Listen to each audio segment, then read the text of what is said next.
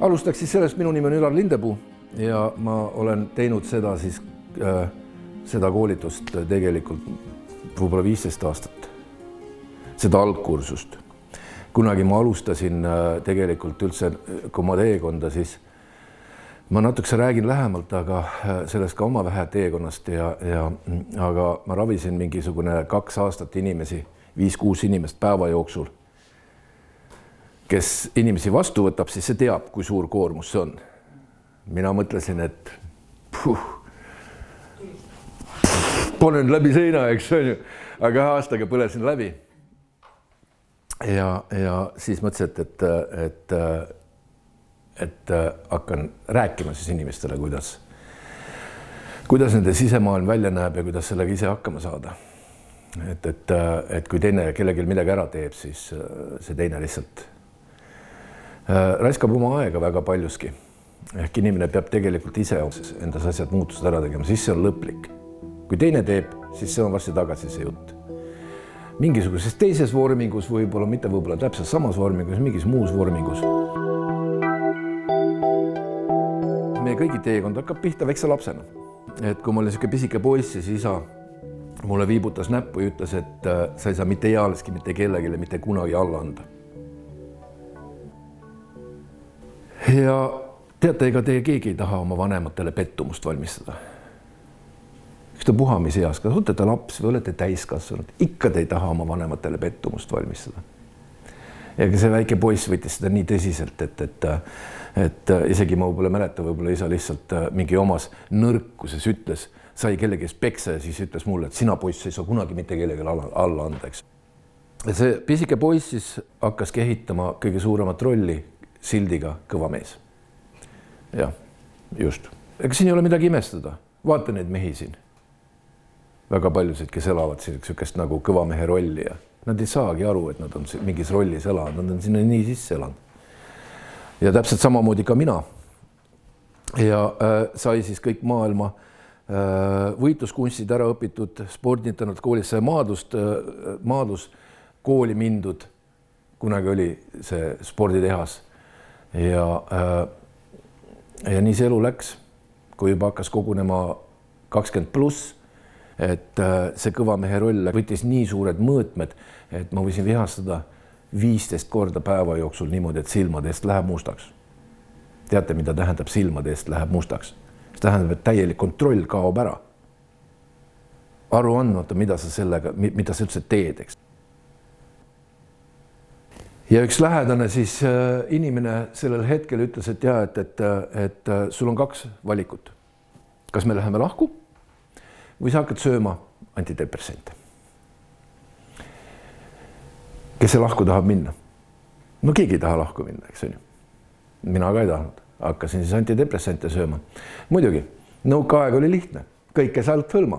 Ainult maksid ja kõige viimase peal antidepressandid. Otsiti välja mulle. Toodi koju kätte ka veel. Minu nõusolek oli vaja, ma andsin nõusoleku. Ma sõin need 2 kuud.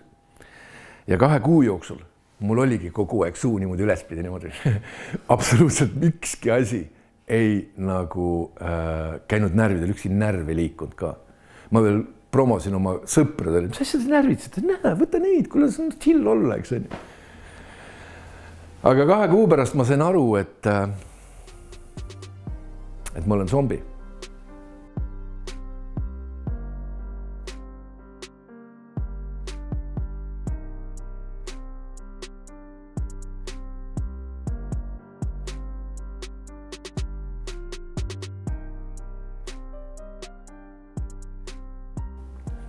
Ja kui ma selleni jõudsin, siis ma jätsin paugu pealt maha. Keegi antidepressante sööb, siis ärge jumalast paugu pealt maha jätke. See on katastroof. Muidugi hakkasid tulema üles ka emotsioonid uuesti. Ma pidin ikkagi selle sama näoga edasi näitama, sest ma ei saanud ju öelda, et ma enam ei söö, sest mul oli ultimaatum esitatud. Ja see oli nii ränk, et muidugi jah, meie teed läksid lõpuks ikkagi lahku. Aga minu jaoks oli siis see verstapost, et ma hakkasin õppima vaatama nagu enda sisse, nagu otsima, võtma kõigist sellest vastutust, et mis minust toimub.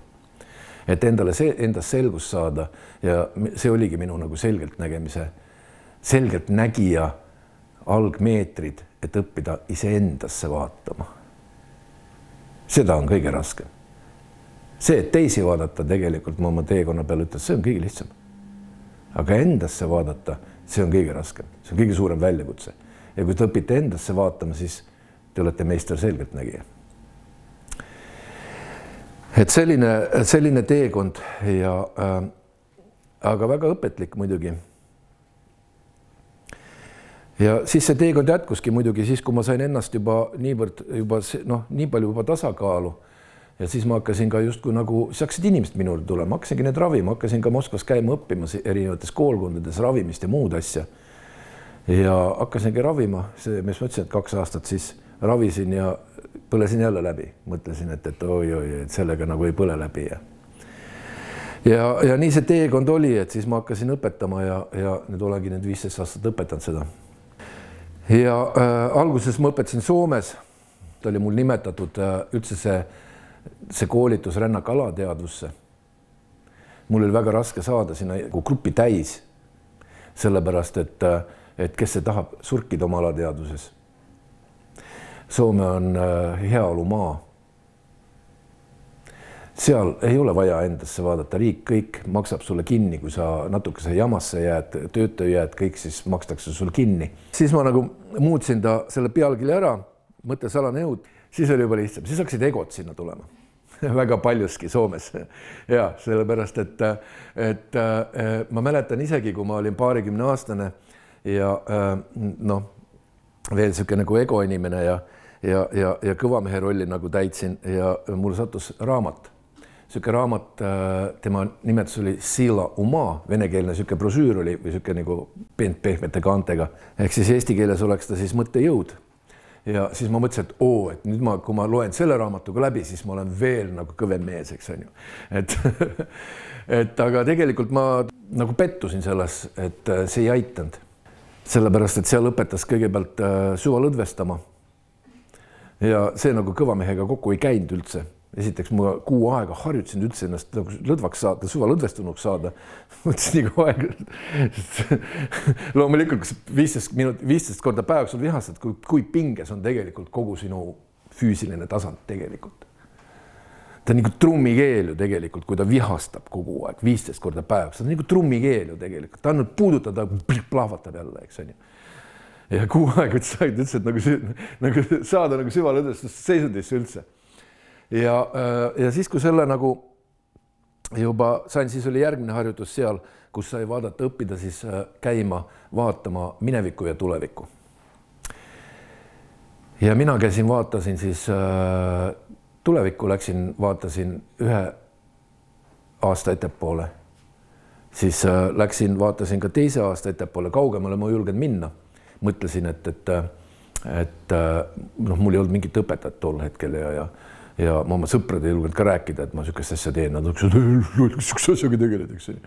Ja ma ei julgenud kaugele minna, mõtlesin, et mine tea, et äkki mõistus jääbki sinna või see teadvus jääbki sinna, et pärast olen see Paldiski maanteel, vaata, peast loll. Ja tulin tagasi ja niimoodi ta siis elu läks edasi selle kõvamehe egiidi all ja läks 5 aastat mööda. Ja siis mul tuli meelde, et tegelikult see hetk oligi siis, kui mul pidin hakkama enda sisse vaatama.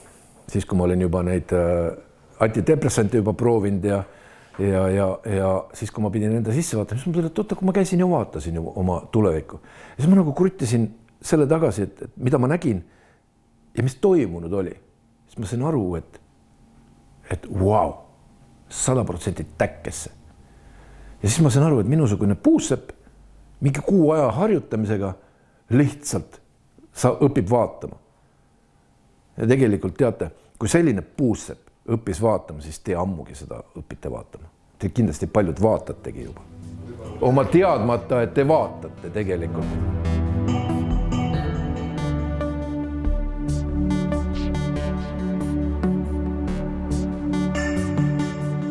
Me oleme kõik väga head selgeltnägijad. me lihtsalt ei taha seda uskuda, eks on ju. Siis selgeltnägijad räägivad, et see on nagu justkui selgelt nägemine on Jumala kingitus. Aga ma esitaks küsimuse, kes teie olete? Te kõik olete Jumala kingitus. Nii. Siis järelikult teil kõigil on ka see olemas. Aga võib-olla meie enese hinnangu faktor on siin vahepeal, kes ei lase uskuda seda. Ja kui me ei usu, siis ongi kõik, kogu lugu. Teate, on selline lause, et inimene usub seda, mida näeb. Ja näeb seda, mida usub. Vot nii. Siin see lause ongi, mis määratleb selle ära täpselt. Et seda kogemust on vaja ja minu jaoks oli see kogemus oligi hüppelaud edasi. Ja nii kaua nüüd ei usu, kui teil kogemust näiteks ei ole. Kõige rohkem säästate ennast ja kõige kiirem tee iseendani on siis, kui te tegelete oma maailmaga. Räägiks, mis on siis see selgelt nägemine, see on see kõige huvitavam, eks. No vot seda lahti selgitada ongi kõige raskem. Sellepärast, et ei ole ju informatsioon, ei ole ainult visuaalses vormis. Ta on ju väga paljudes muudes vormides.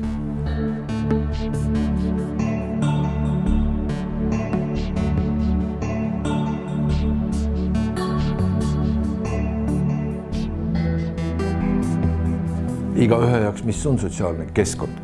Mõni elabki metsas, ta räägibki metsavaimu, ta elabki nendega, see on tema normaalne sotsiaalne keskkond taimedega, eks. Kõigega on võimalik suhelda tegelikult. See lause on selgelt nägimine on informatsiooni vahetus. Seda me peame ka lahti arutama. Siis me hakkame üldse aru saama, mida me siin vahetame sotsiaalses keskkonnas. Kuidas me teda vastu võtame, kuidas me teda välja saadame. Mis aspektid meil on? Meil on alateadus. Alateadus suhtleb kogu kõiksusega niimoodi, et meie mõistus ei saa sellest arugi. Mõistusel on omad plaanid, keda opereerib ego, eks. See elab omas mullis. Ehk siis võtaks siis siia järgmise definitsiooni. Mis on informatsioon?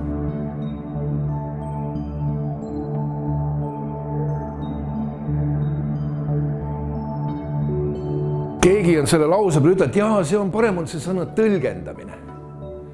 Jaa, see sobib ka siia. Aga mulle meeldib see interpretatsioon natukese rohkem. See annab natukese rohkem sügavust ja mõõdet jällegi siia juurde. Aga me peame nüüd vaatama ka selle, mis on see sisemine interpretatsioon. Hakkame sellest lahti rääkima. Kõik on tegelikult, kindlasti olete raamatust lugenud, suured meistrid kirjutavad, kõik on sagedus nagu, eks on ju.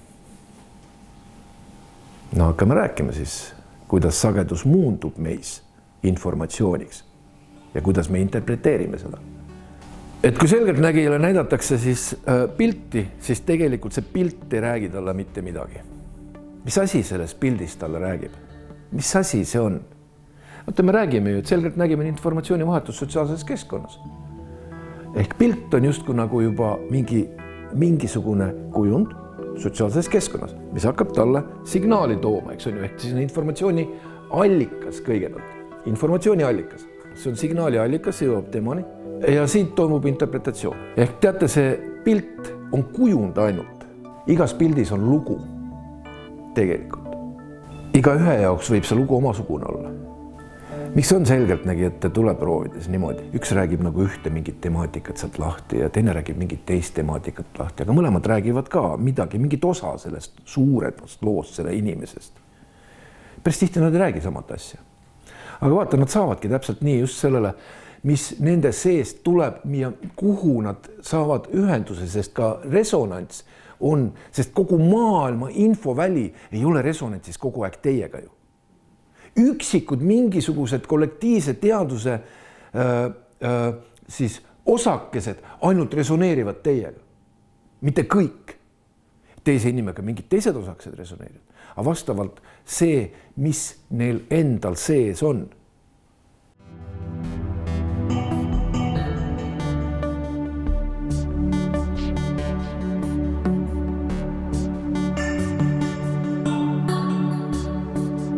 mida see tähendab, see duaalne maailm?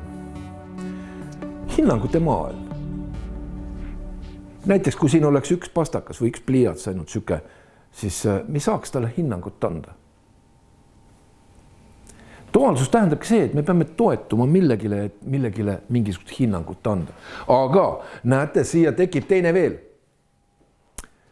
Ja üks juba räägib, et sa oled jumala must, kuule, ära sa hakka, see määrid kõik ära, eks. Ja see hakkab õigustama ennast, hakkab seda nüüd maha tegema, eks. Ja siis läheb kätsiks lahti, eks. Ehk siis kõik ongi ju suhteline tegelikult. Duaalsus on ka suhteline.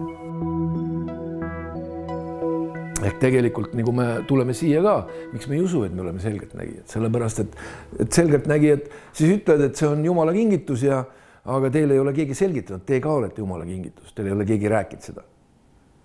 Aga iga päev rääkige ise endale, ärge oodake seda mujalt.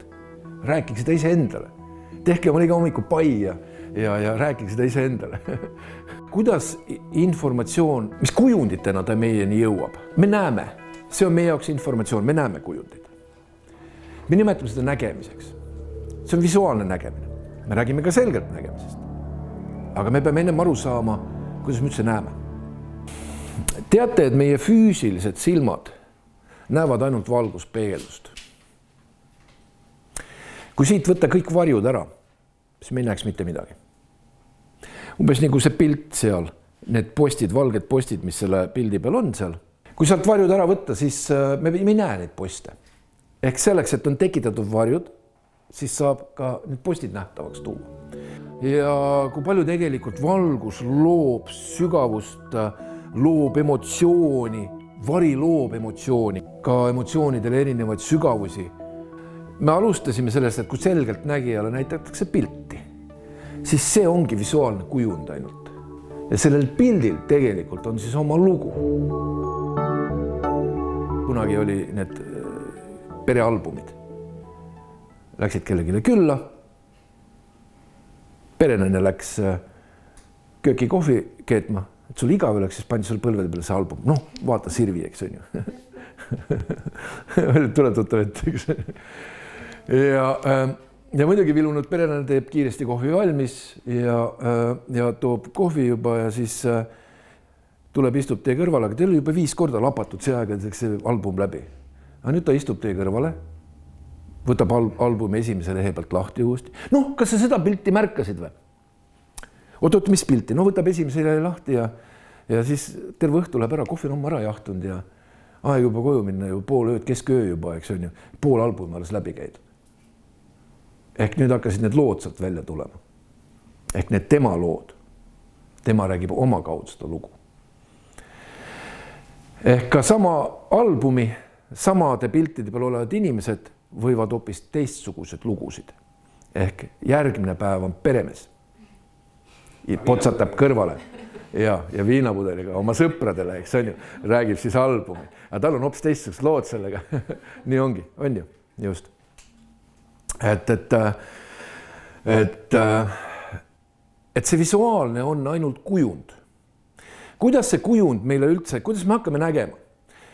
Me peame ka selle lahti nagu mõtestama enda jaoks, et kui väike laps sünnib, peame sellesse aega tagasi minema. Tuuakse sünnitusmaast, siis tuleb emmega koju sealt, kogu suguvõsa jookseb kokku, tervitama seda uut maailmakodanikku ja kõik käivad, poevad ümber selle hälli niimoodi, eks on ju. Ja no on ju, no just.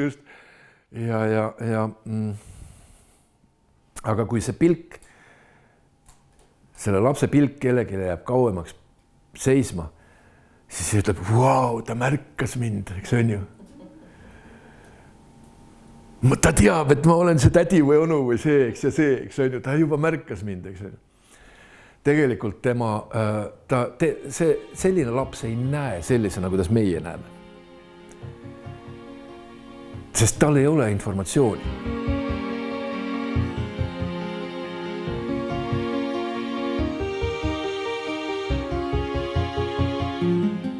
Füüsiline keha on nagu, füüsiline tasand on nagu kõva ketas. kui arvuti kõvaketta peal ei ole informatsiooni, sa võid sinna sellesse otsingusse panna mida tahes, ta ei näita sulle ekraani pealt mitte midagi. Sama on ka meiega täpselt samamoodi. Siin on aju nägemiskeskused, kui teate. Siis siit sellest parem, siis vasakus silmast tuleb impulss välja ja sellest siis tuleb paremas silmast impulss välja ja läheb kujunditeni ja tuleb sealt tagasi.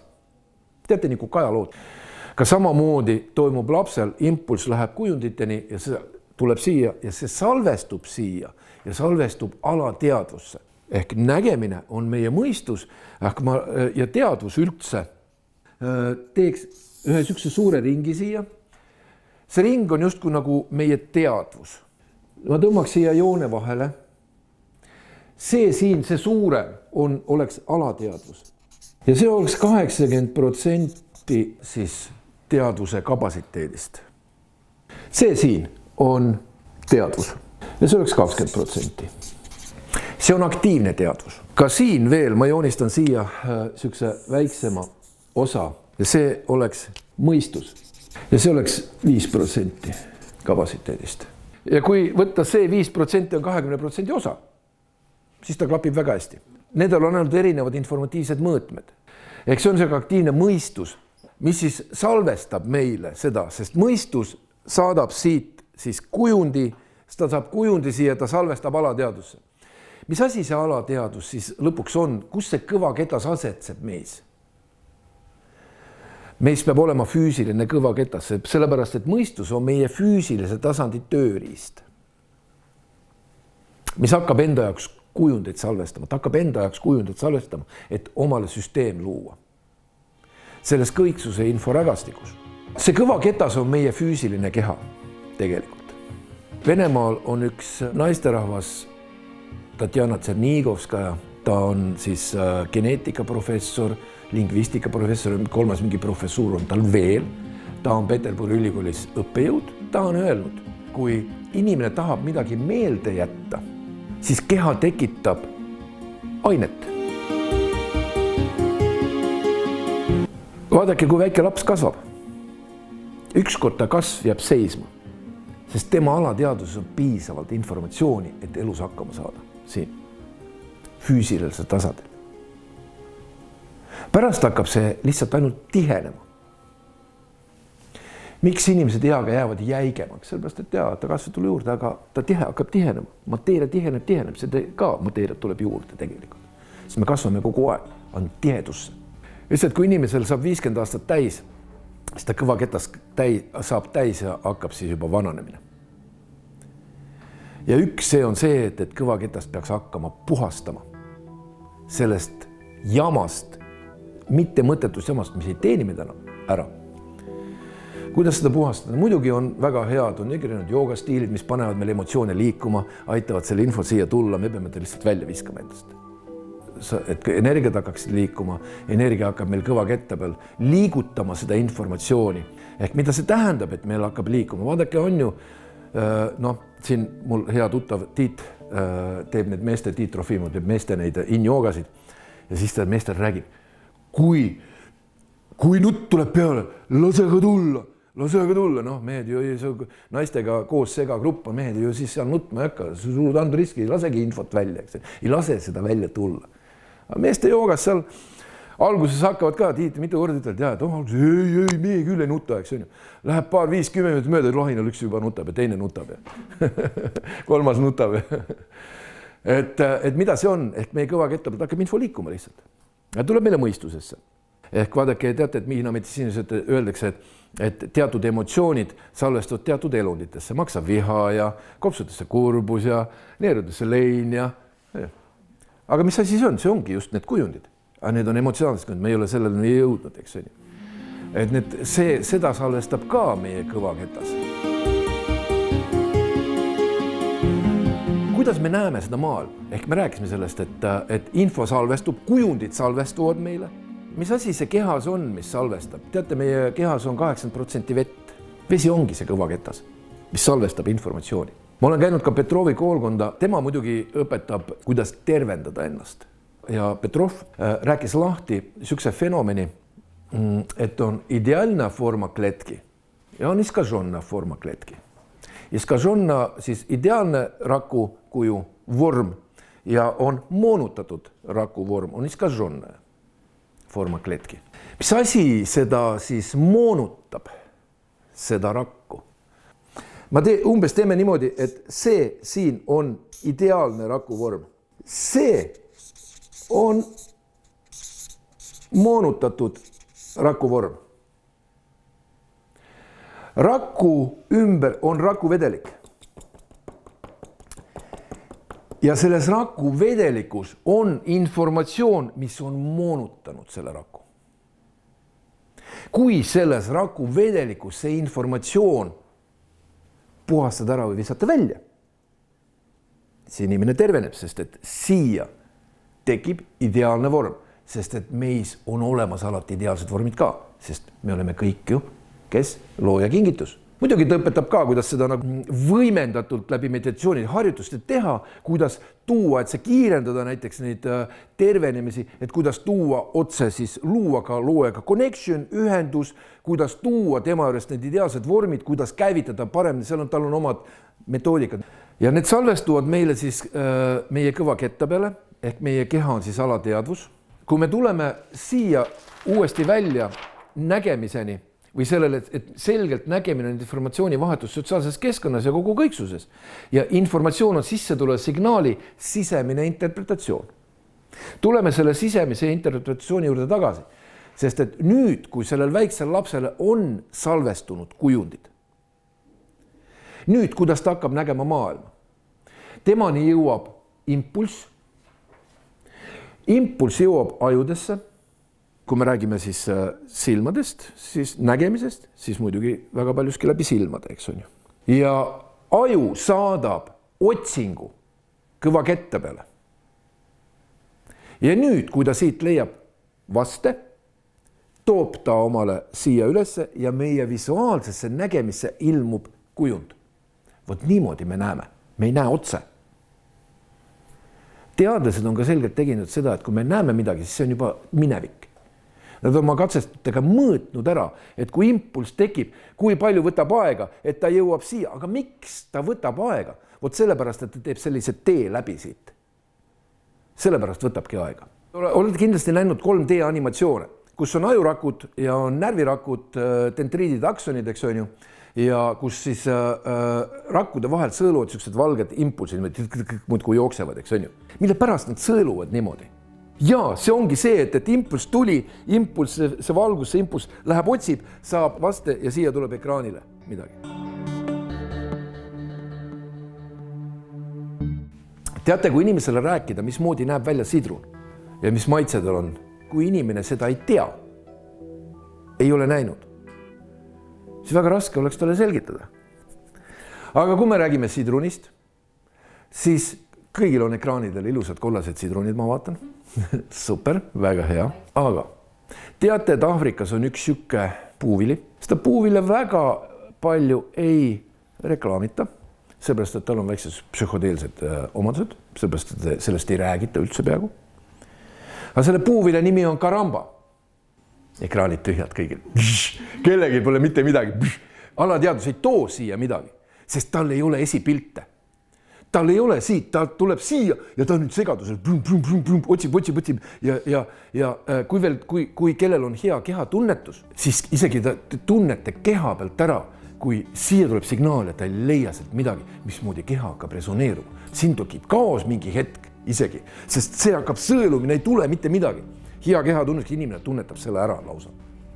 Ja kui te tahate kellegile selgitada, mismoodi näeb välja sidrun ja ta näinud ei ole, siis mis te peate võtma? Te peate tema alateadusest võtma kujundit, sarnased kujundit. Tead, kas sa hakkad selgitama, kuule, kas sa apelsin oled? No olen küll. No tead, nagu apelsini koor, aga ta on kollane, aga ta on väiksem ja ovaalne, eks on ju. Ehk sarnaste kujunditega, mis tal seal on, ehitate talle kokku mingi ähmase arusaamise sellest. Ja see aju võib teile, ma ei tea, mida tegelikult joonistada sinna. Aga ikkagi see impulss siin, siis kui siin infot ei ole, siis ta lihtsalt ei tule siia. Me ei näe mitte midagi. Me näemegi ainult valikuliselt seda maailma tegelikult. Ehk on tehtud katseid kasside peal. Vassinud kassid jagati 2 rühma. ja ühed pandi 2 kuuks, kus olid ainult horisontaalsed kujundid ja teised sinna, kus olid ainult vertikaalsed kujundid. Ja nüüd, kui need toodi tavalisse keskkonda, siis need, kes olid vertikaalsetes kujundites, need komissid vastu uksepiitasid või need uksepakke, mitte uksepiitasid, uksepakke. Ja miks? Seepärast nad tegelikult nägid küll, aga aju ei andnud koordinaate neile. Sest aju võtab ikkagi, ta hakkab midagi lugema, ta ei oska koordinaate luua sulle. Ja need, kes olid siis horisontaalsetest, need jooksid vastu tooli algasid. Sellepärast, et nad ei näinud neid sellisena. Nad nägid küll, et on, aga aju ei anna koordinaate selles, lihtsalt jooksed vastu. Aju võib ikka väga hästi petta. Kunagi siin aastad tagasi keskuses oli, kus põrand oli tõstetud niimoodi diagonaalis tükk ülesse. See ruum oli seina sees aken. Ja kui sa väljast vaatasid, siis sa nägid lage, aga sa ei näinud põrandat. See aken oli nii kõrgel tõstud, sa ei näe põrandat. Ja sinna ruumi pandi sisse 2 inimest. Täpselt sama pikkused, sama kehakaaluga, pandi ühtemoodi riidedki selga. Ja üks jäi siis sinna nurka, kus oli see põrand kõige kõrgemale tõstetud. Ja teine kuskile keskele. Ja nüüd, kui sa inimene väljast vaatas, siis ta aju joonistas, et see, kes selles kõige kõrgemal nurgas oli, aju joonistas, et ta on hiiglane. Ja see teine nagu kääbus. Mille pärast? Sellepärast, et ajus on koordinaadid. Me oleme harjunud, et ükski põrand ei ole niimoodi üles tõstetud, et põrandad kõik on horisontaalis, sest et ehituslubagi ei anta, kui sul oleks projektist süke põrand. Muidugi, kui aju on juba teadlik, siis ta enam nii kergelt ei joonista sulle seda.